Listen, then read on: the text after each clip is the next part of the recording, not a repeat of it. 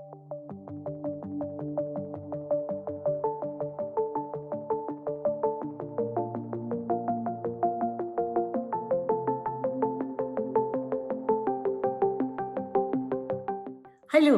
Praise the Lord, welcome to the other 167। जब कोई चीज़, जगह या शख्सियत किसी शहर में इतनी मशहूर हो जाए कि सब जगह उसी के चर्चे हो रहे हों, तो वो बन जाता है टॉक ऑफ द टाउन। कुछ ऐसा ही हुआ आज से लगभग 2000 साल पहले, जब कुछ क्रिश्चियन इवेंजलिस्ट ग्रीस में के एथेंस शहर में पहुंचे। अब वैसे एथेंस का नाम तो आपने सुना ही होगा। नए ज़माने के कल्चर, फिलॉसफी, आर्किटेक्चर, एजुकेशन का सबसे पुराना गढ़। महान फिलॉसफर सोक्रेटिस, एरिस्टोटल, प्लेटो वहीं के थे। ऐसे लोगों को इम्प्रेस करना कोई मामूली बात ना था। ये क्रिश्चियन इवेंजलिस्ट बता रहे थे एक नए गॉड के बारे में और उसके जी उठने के बारे में। ये थे पौलुस और उनके साथी, जो पूरे रोमन एम्पायर में घूम घूम कर यीशु मसीह का प्रचार जोरों शोरों से कर रहे थे। मुश्किलों के बावजूद भी आत्माओं को जीत रहे थे और अब वो पहुंच चुके थे एथेंस में। वहां के लोगों को उनकी बातों से इतनी क्यूरियोसिटी हुई कि उन्हें एरोपेगस में बुलाया गया। ये थी वहां की मोस्ट इन्फ्लुएंशियल और इंटेलेक्चुअल लोगों की महासभा। लेकिन पॉल भी ज्ञान में किसी से कम न थे। वो टार्सस के पढ़े लिखे थे, जो अपने आप में एजुकेशन, कल्चर का एक बहुत बड़ा सेंटर था और उनकी फिलॉसफीज को भी जानते थे। हम उनकी इम्प्रेसिव स्पीच पढ़ सकते हैं, प्रेरितों के काम या एक्ट्स, उसके 17 अध्याय 22 से 31 वर्ष तक। मैं आपके सामने 22 और 23 वर्ष पढ़ रही हूँ।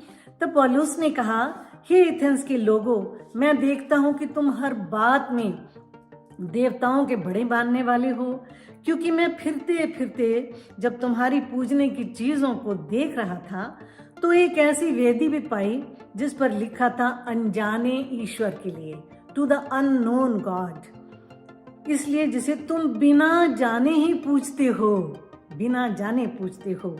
मैं तुम्हें उसका समाचार सुनाता हूँ। और फिर उस परमेश्वर के बारे में, उसके जिसने संसार बनाया, जिसको सोने चांदी की मूर्तियों में ढाला नहीं जा सकता, यीशु मसीह के और उसके जी उठने, पापों की माफ़ी के बारे में लोगों को बताया और एक लिविंग गॉड से उनकी मुलाकात करवाई। आप 31 वर्ष तक पूरा पढ़िएगा।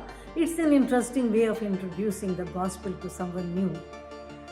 एथेंस के लोगों ने पौलुस को एक खुले मन से उसका स्वागत किया और उसकी बातों को सुना और बार बार सुनना चाहा।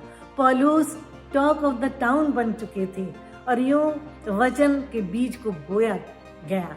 बहुत से लोगों ने एक रिसीविंग एंड वेलकमिंग हार्ट से यीशु को कबूल किया और वो बीज पनपने लगा। अगर हम प्री कंसीव्ड आइडियाज और आर्ग्यूमेंट्स में पढ़ने लगते हैं, उसमें उलझ जाते हैं, तो हम वचन को अपने तक पहुंचने से पहले ही रोक देते हैं। पवित्र आत्मा की आवाज़ बहुत धीमी होती है। वो सिर्फ रिसीविंग हार्ट को और एक तलबगार को, वचन के भूखे प्यासे को ही सुनाई देती है। और तभी प्रभु यीशु ने उन्हें ब्लेस्ड, उन्हें अपना परिवार कहा, जो वचन को सुनते और उसको मानते हैं। लूका 11 अध्याय 28 वर्ष।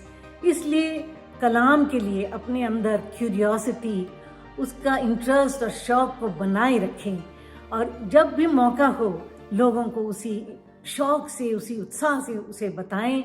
उन्हें अननोन गॉड से नोन एंड लिविंग गॉड की तरफ, अनजाने ईश्वर से जाने माने सच्चे जिंदा परमेश्वर की तरफ लाने में जरा भी ना शर्माएं, जरा भी ना हिचकिचाएं। और यही आपकी सबसे बड़ी आपकी मिनिस्ट्री होगी।